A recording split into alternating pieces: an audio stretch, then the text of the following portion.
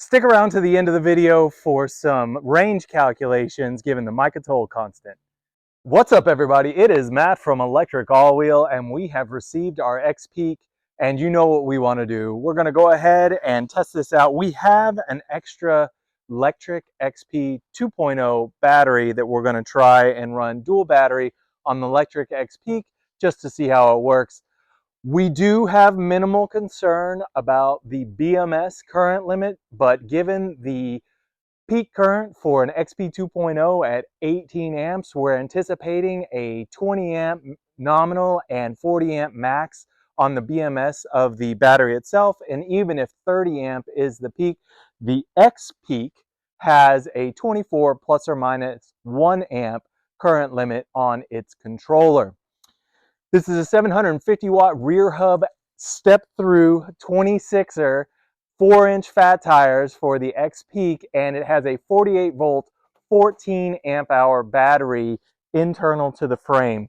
So we are going to run an external balancer install with the Lectric All Wheel 40 amp balancer kit. We also have the kit comes with one set of cables. We're going to get another set of cables so that we can get the link out of the frame and up to the rear rack, where we're going to use a bike case weatherproof bag and stick the XP 2.0 step-through battery in there, and then we will make the adaptation with the Lectric All Wheel external factory battery adapter, which has an XT end on it to be compatible with the balancer kit.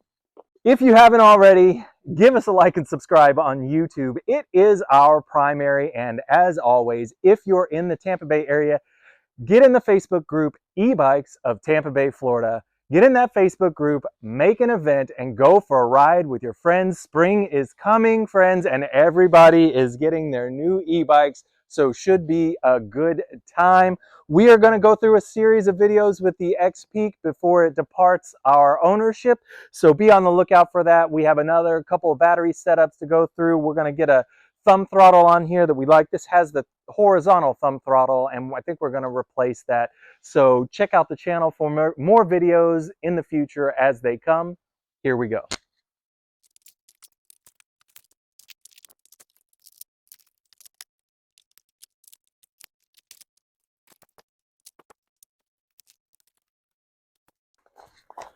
All right, removal of 3 screws, 1, 2, and 3.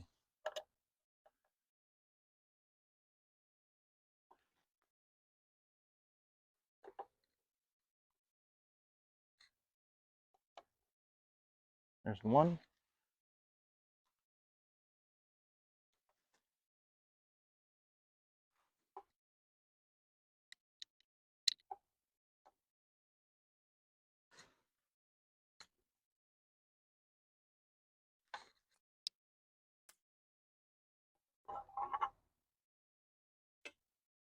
From here, we're going to free up our motor cable.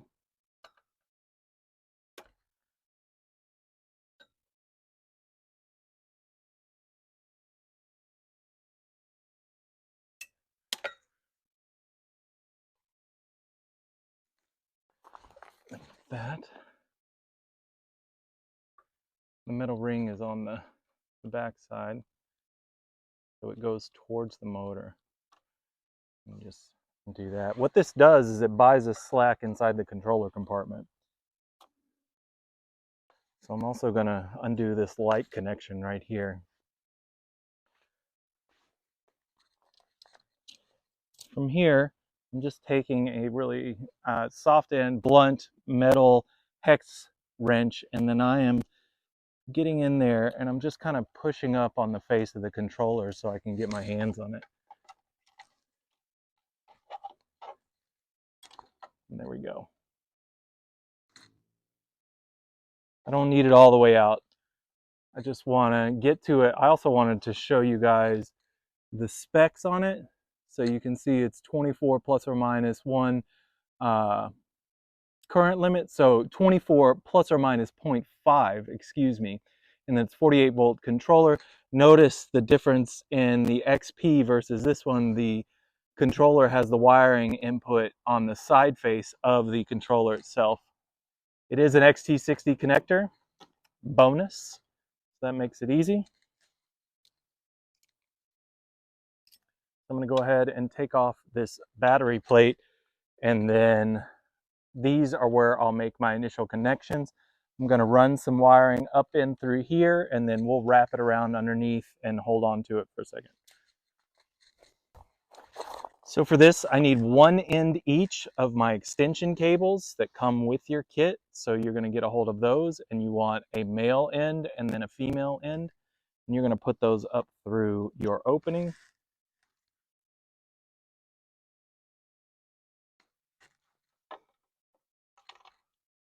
And there's one. And since I got the female end, what I'm going to do is I'm just going to go ahead and plug in this plate connector right here and then let it sit. And then I'm going to feed up a male end wire.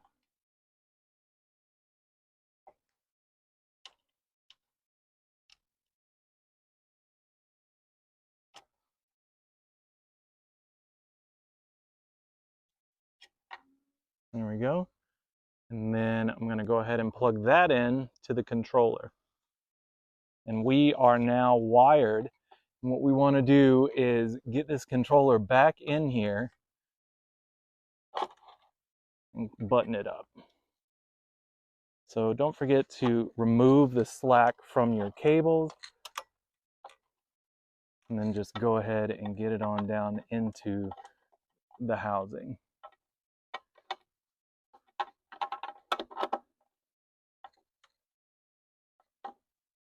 There we go. Right now I'm just doing a little housekeeping, making sure that they're not all too tangly. And then in a little bit, I'm going to wind them back underneath and then bring them out.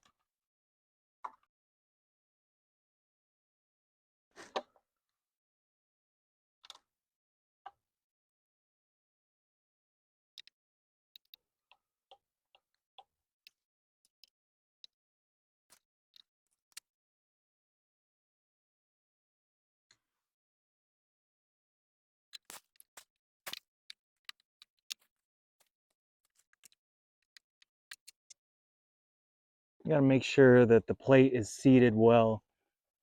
That screw in the back is a little wonky. This one works.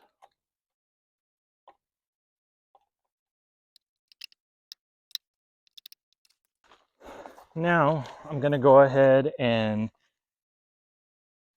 button up everything. First things first, I'm going to plug back in this rear light. And then I'm going to plug in the motor.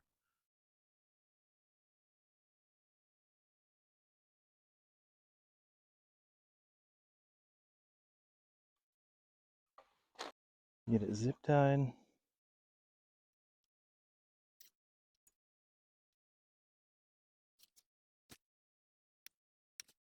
Now what we got to do is get our lines for the battery up through here and then to the rear rack. And for that, we have another set of extension cables, which we'll put a link to in the description below.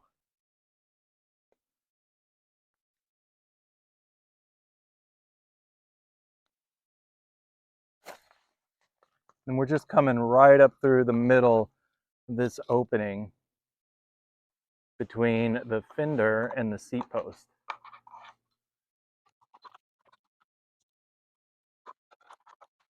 This is the bike case bag. This is the 7-incher that we got. It has a nice wide opening and it's pretty long.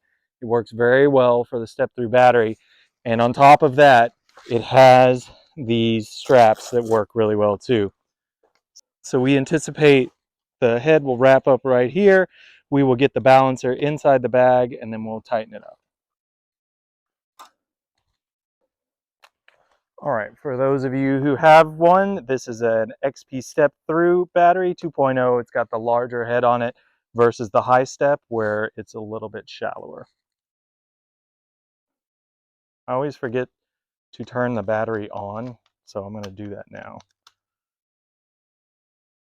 And then we're going to go ahead and put our factory external adapter. So take the red end and put it with the positive end on the battery.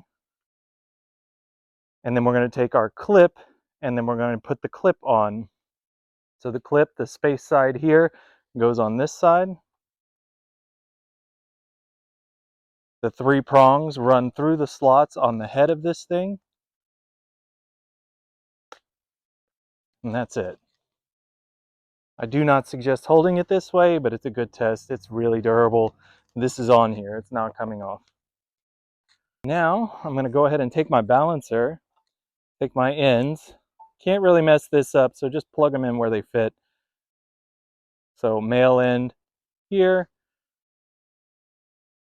female there, so we know that that's a battery. We know the other one was the controller. I'm going to go ahead and set that up here. I demonstrated that I turned the battery on with the key, so I'm just going to go ahead and plug it in. And what I'm after right now is confirmation that we have power. So I'm going to keep this from sliding. We do have power. That's from this battery. There is no battery here. The internal factory battery is in my hands. Pump it up to PAS 1. And there you go. You have function of the XPeak off an XP2.0 battery. And now it's just a matter of getting it bagged and buttoned up.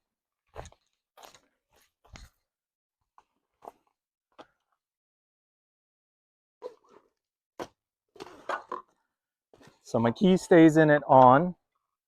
Just going to go ahead and put my balancer in here as well.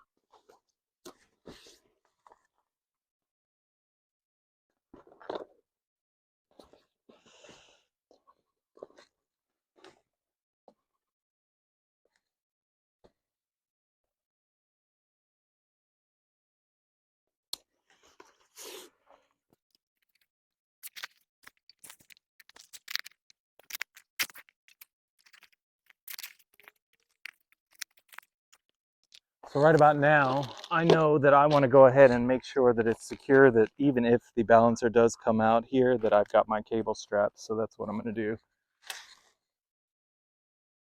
I'm just going to go in right here underneath the seat post adjustment.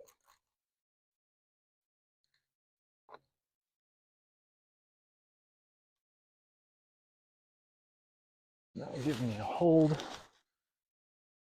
And then for my bag, it's not going to roll another time. So what I'm going to do is take and put my cables, and then I'm just going to wrap here right onto the strap. So I got both of them tied right there. Still have power on the bike. We are good to go.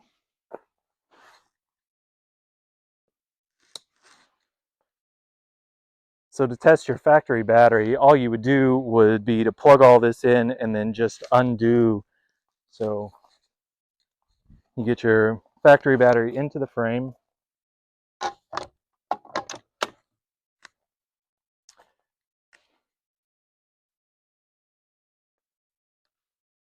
Get to the balancer in your bag and then just unplug your battery in the bag. You see that it's still hanging. We still have these 2 attachments. The bike is still on. There you go. Well, there you have it. We have successfully installed a second battery on the new Lectric XPeak 750 watt rear hub 26-inch 4x4 fat tire e-bike. This is the step through version. I'm very happy with this install. Pretty painless, all things considered. Balancer is an external install. For those of you wondering about range, here we go. This is the Lectric XP factory 48 volt 10.4 amp hour battery, and inside the XPeak we have 14 amp hours. So 10.4 plus 14 equals 24.4 times 48 equals 1,171.2 watt hours. Divide that by 25. 25 is the Mica toll constant, which says it's 25 watt hours per mile ridden at 20 miles an hour. Throttle only, by the way. And that gives you 46.8 miles on your Lectric XPeak fat tire e-bike, which is a steady ride given this seat it's too long of a ride. This is one of the things that we're definitely going to have to upgrade on this bike, is the seat. I'm going to need something a little cushier, might even get a suspension seat post, so be on the lookout for that. If you do this install, keep in mind the clearance here and the fact that the second set of cables only provides enough length to get your balancer right over the edge here. So keep that in mind if you go for this install. In the future, we will provide a video for an install of the balancer external, and we will put it on the bottle cage, and then we will show the strap mount for a replacement battery from Lectric as well. If you haven't already, give us a like and subscribe on YouTube. It is our primary, and as always, e-bikes of Tampa Bay, Florida. Get in that Facebook group, make an event, and go for a ride with your friends. Be on the lookout for our throttle install video, and we're probably going to bring this up with a stem extender as well, so we might do that with the throttle video. I don't know how much cable we have here. It looks like the hydraulic hose is the limiter, so it's the shortest of the lot, so that will be the one, but we're just going to get a stem extender and see if we can get that on there to get more of an upright feel to riding this bike. Heads up, clearance with the foot pedal to the front fender. I have a size 15 foot, and it's a thing. So keep that in mind as you move forward. Be safe out there, wear a helmet. We'll talk to you next time.